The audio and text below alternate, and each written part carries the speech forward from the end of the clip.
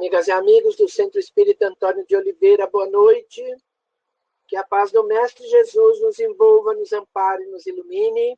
E antes de continuarmos, vamos agradecer, porque agradecer na vida é o que a gente faz de melhor.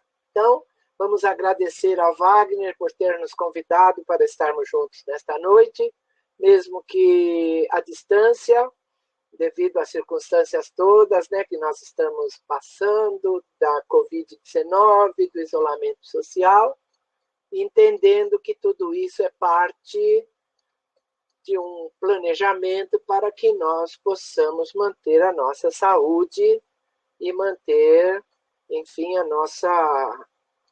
nossa idoneidade física, né? Então, vamos agradecer a todos os que estão nos ouvindo neste instante e agradecer a oportunidade para realizarmos esta palestra. E vamos começar com uma pequena prece de abertura e, a partir daí, nós falaremos o tema da noite. Então, nós vamos fechando os nossos olhos, vamos nos ligando aos nossos mentores individuais, vamos pedindo a esses irmãos queridos que nos protejam, nos amparem, nos iluminem, e vamos pedindo também para que este trabalho transcorra de maneira tranquila, eficiente, possibilitando a todos nós o aprendizado e possibilitando também o refazimento físico e espiritual. Que nossas palavras sejam simples e eficientes e que todos nós, ao sairmos daqui, estejamos melhores do que quando aqui chegamos. Que assim seja, graças a Deus.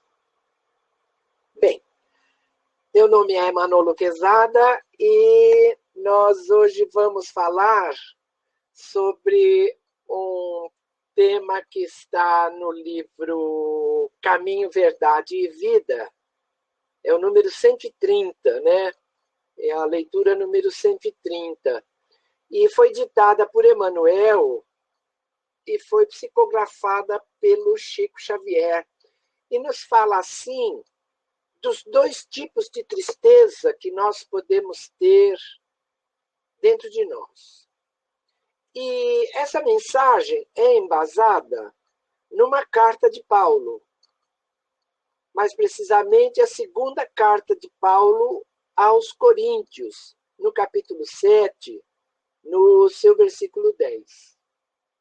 E só para contextualizar, Paulo de Tarso foi o grande divulgador da doutrina do Cristo, porque ele era doutor da lei, todos nós sabemos, teve um encontro dramático com Jesus, quando se dirigia para Damasco, a fim de prender Ananias, e teve aquele encontro dramático realmente com Jesus, onde não Jesus, mas a luz que irradiou, assustou o cavalo, Paulo caiu ao chão,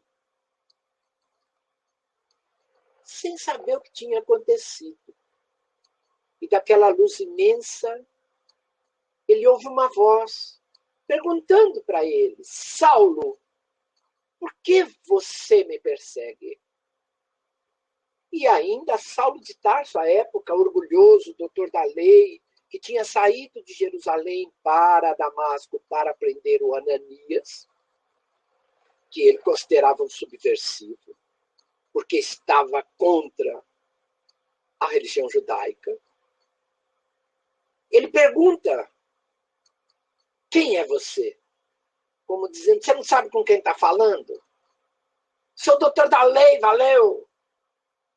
E Jesus, na sua mansuetude, na sua tranquilidade, no seu equilíbrio, simplesmente responde: eu sou Jesus, aquele que você persegue.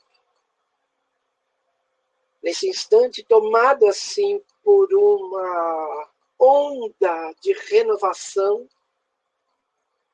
Saulo de Tarso faz somente uma pergunta: Senhor, o que queres que eu faça? E aí Jesus lhe diz vá até Damasco, procure Ananias, ele te restaurará a visão e te dirá o que fazer. E assim, Saulo de Tarso fez. Saulo de Tarso chega em Damasco, busca Ananias, Ananias o cura, e lhe diz tudo o que ele tem que fazer. E Saulo de Tarso sai renovado, louco para colocar em prática as palavras e todo o aprendizado que ele havia tido com Ananias. E ele vai pregar a boa nova na sinagoga em Jerusalém, onde é apedrejado praticamente, onde é expulso praticamente. E aí, entendendo o perigo que ele estava passando, ele busca refúgio em sua cidade natal, na casa paterna, porque ele era de Tarso, né? Saulo de Tarso. Ele vai para Tarso, onde é recebido com o pai, mas não é acolhido. O pai, sabedor já da mudança estranha e drástica que se operara em Saulo, simplesmente o expulsa de casa e diz: vá viver a sua vida. E aí Saulo de Tarso se instala numa casa onde, por 3 anos, abraça a profissão que já tinha de tecelão, que ele era tecelão, e ele passa a trabalhar para garantir o sustento. E nesses 3 anos, o que ele faz? Ele vai se preparando para quê? Para divulgar a doutrina do Cristo. Passados esses 3 anos, ele volta, vai encontrar-se com os caminheiros, e aí começa a sua peregrinação, fazendo das palavras do Cristo a sua bandeira a partir de então. Ele divulgou o trabalho do Cristo, a Boa Nova, para praticamente todo o mundo conhecido da época, terminando em Roma, onde ele vai como prisioneiro, e de lá escreveu algumas cartas. Então, Saulo de Tarso, que nós conhecemos como Paulo de Tarso, é o grande responsável pelo cristianismo de então ter a cara que tem hoje. Porque se fosse pelos que estavam em Jerusalém, provavelmente teríamos ficado como uma outra seita, uma outra facção do judaísmo. Alguma coisa como os doutores da lei, como os levitas, como os escribas, enfim. Mas Paulo de Tarso realmente dá uma cara universal à doutrina do Cristo, tirando a circuncisão e fazendo com que os gentios pudessem ser cristãos sem terem que obrigatoriamente seguir as orientações da religião judaica. E aí, uma divisão, uma nova vertente, e Saulo de Tarso vai modificar o cristianismo daquela época, transformando pouco a pouco no cristianismo como é hoje, ou como era até o ano 300, quando o Império Romano toma conta, e aí as mudanças são muito maiores e nem sempre tão grandes. Mas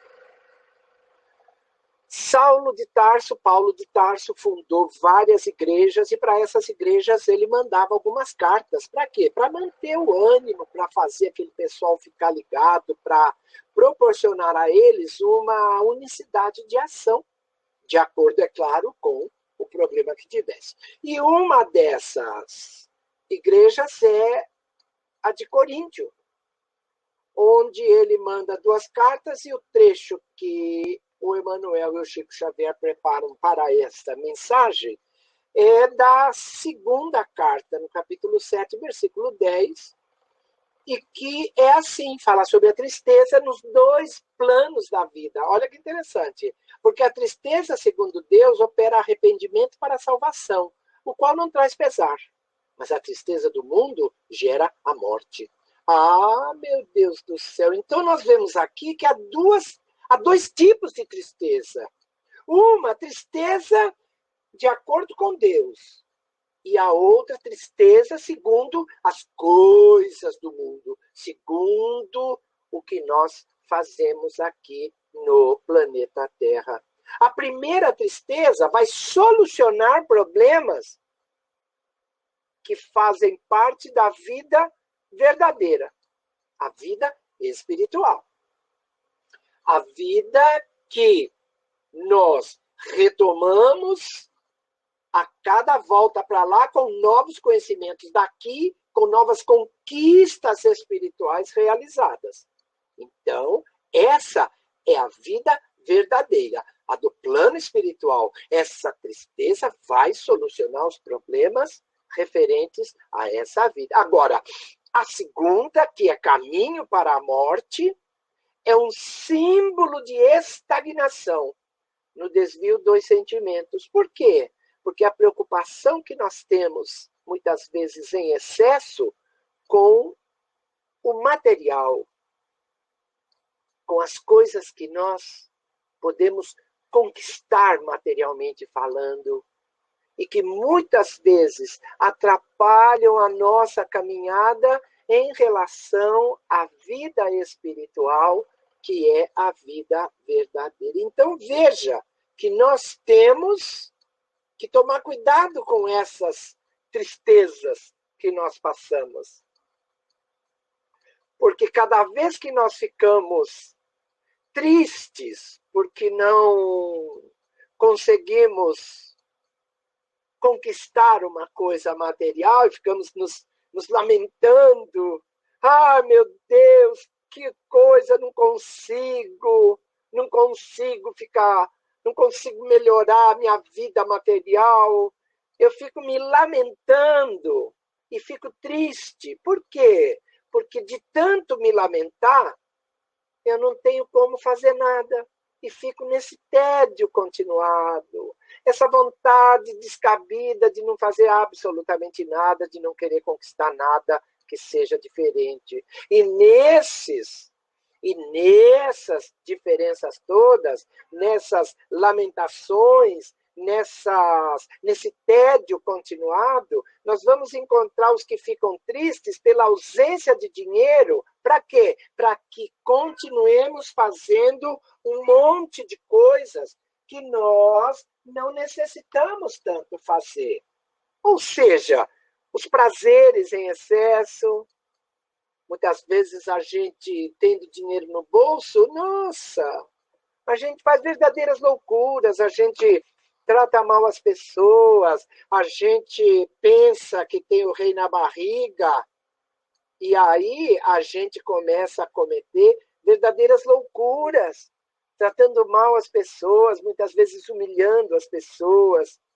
Então, são excessos que a ausência de dinheiro não nos permite. Então, o que acontece? Nós, quando perdemos o dinheiro para fazer esses excessos todos, ficamos chateados com Deus, ficamos, infelizmente, pensando até que Deus não nos ama. E tem também aquelas pessoas que ficam se torturando porque não conseguem praticar todo o mal que gostariam de praticar. Por quê? Ainda aquelas tendências animalescas que nós temos dentro de nós e que nos fazem continuar com os mesmos projetos que nós tínhamos há muitos anos atrás, quando nós encontramos inimigos de outras épocas e queremos continuar fazendo o mal que muitas vezes nós pensamos que temos que fazer para ele. Então, essa impossibilidade de praticar o mal nos deixa chateados. Nós falamos, nossa, como é que é isso? Esquecendo que tudo isso nos será cobrado, né? E ainda nós observamos também viciados em qualquer coisa.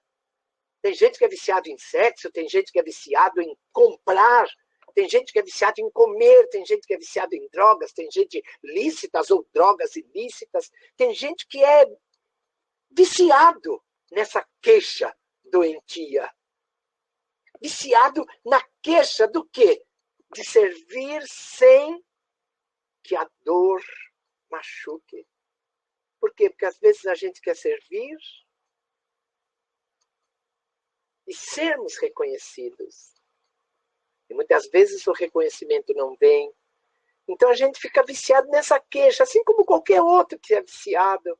A gente começa a se lamentar e a gente começa a falar: nossa, se eu soubesse, não teria feito isso, não teria feito aquilo. Por quê? Porque doeu. Doeu o quê? O fato das pessoas não terem dado o valor que nós pensávamos que a nossa ajuda teria. Percebeu? Então isso é um vício, como qualquer outro. A queixa quase que doente, a queixa quase da insatisfação de não vermos as nossas atitudes sendo colocadas assim num patamar elevado. Isso tudo é daqui, é desse mundo, do mundo encarnado, do mundo material. E são essas queixas que nos prendem a este mundo. Por isso que a gente não levanta voo rápido. Por quê? Porque a gente fica sempre aqui neste mundo, fazendo novas dívidas, resolvendo antigos débitos, mas nunca saímos daqui. Por quê? Porque nós ficamos tristes, porque não conseguimos muitas coisas materiais, ficamos tristes porque não nos dão valor, ficamos tristes porque, enfim, não conseguimos praticar todo o mal que nós gostaríamos de praticar. Isso vai fazendo o quê? Que cada vez mais a lei de ação e reação haja. E cada vez mais nós tenhamos que voltar para cá para fazer diferente. E como não conseguimos fazer diferente, nós então ficamos nesse indo e vindo, reencarnação após reencarnação, passando por aqui numa corrente terrível de sofrimento. Isso é o que a tristeza do mundo nos faz. Diferente da tristeza segundo Deus. Por quê? Porque quando tudo isso acontece, e nós conseguimos perceber que não está certo, nos arrependemos, aí nós sabemos que essas falhas que nós tivemos têm que ser restauradas, seja hoje, ou seja em encarnações futuras. É ação e reação. Muita gente fica triste, porque já sabe que vai ter que passar. E, no entanto, a cada arrependimento que nós temos de uma coisa que não fizemos muito boa, de uma coisa que já poderíamos fazer melhor, nós deveríamos ficar alegres. Por quê? Porque é essa alegria que nos garante um lugar melhor do lado de lá. Para cada erro que nós cometemos, se nós conseguirmos nos arrepender e fazer de maneira diferente o que fizemos, é uma alegria para Deus. Aí nós ficamos tristes, não pelo que perdemos, não pelo erro que cometemos, mas ficamos tristes porque poderíamos ter feito diferente e não fizemos.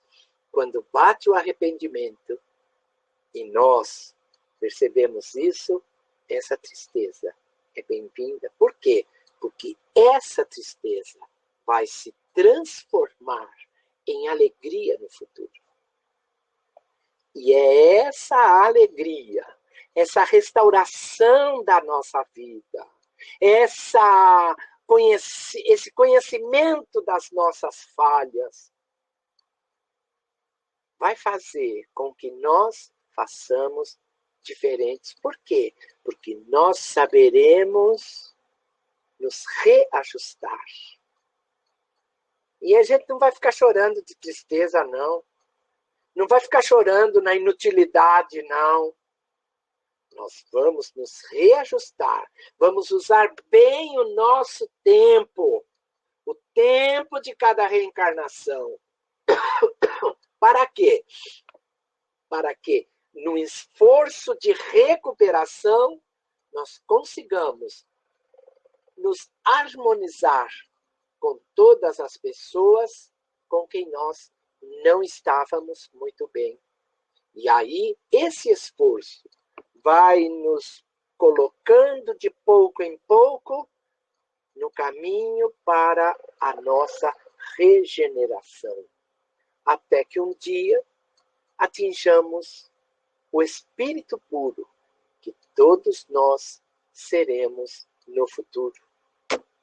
Percebeu? Então, tristeza pelas coisas materiais que não tivemos ou que se perderam, nos faz até lutar, ok. Mas a tristeza que nós devemos ter é com as nossas faltas, com a nossa falta de comprometimento, com as coisas erradas que nós fizemos, e a partir daí nos arrependermos e caminharmos para um mundo melhor. Ok, meninos e meninas? Beleza? Então, essa é a nossa palavra para hoje, e agora nós vamos para as nossas vibrações. Então, que todos possam se sentir bem. Se quiserem fechar os olhos, podem fechar. Se não quiserem, não tem importância. Então, vamos agora vibrando pelo planeta Terra, envolvendo o nosso planeta em muita luz, em muita paz, em muita tranquilidade. Vamos vibrando por todos os dirigentes que neste instante buscam a paz dos seus povos. Vamos vibrando pelo nosso Brasil, pela população brasileira, pelos dirigentes todos, para que todos nós juntos, num esforço grande de recuperação, consigamos solucionar os nossos problemas. Vamos vibrando pela nossa cidade, vamos vibrando por todas as casas de oração e, neste momento, particularmente para o Centro Espírita Antônio de Oliveira, que nos convidou com tanto carinho e que nos oferece a oportunidade do trabalho e do refazimento espiritual. Vamos, neste instante, vibrando pelo nosso lar, agradecidos por Jesus estar sempre conosco, iluminando o lar de cada um de nós. Vamos, neste instante, vibrando por cada um de nós, para que nossas metas possam ser cumpridas, para que nós consigamos sair desta encarnação melhores do que quando aqui chegamos. Que assim seja, graças a Deus. Espero que todos nós estejamos bem, espero que tenha sido útil e que nós todos possamos nos encontrar numa outra oportunidade. Que assim seja, graças a Deus.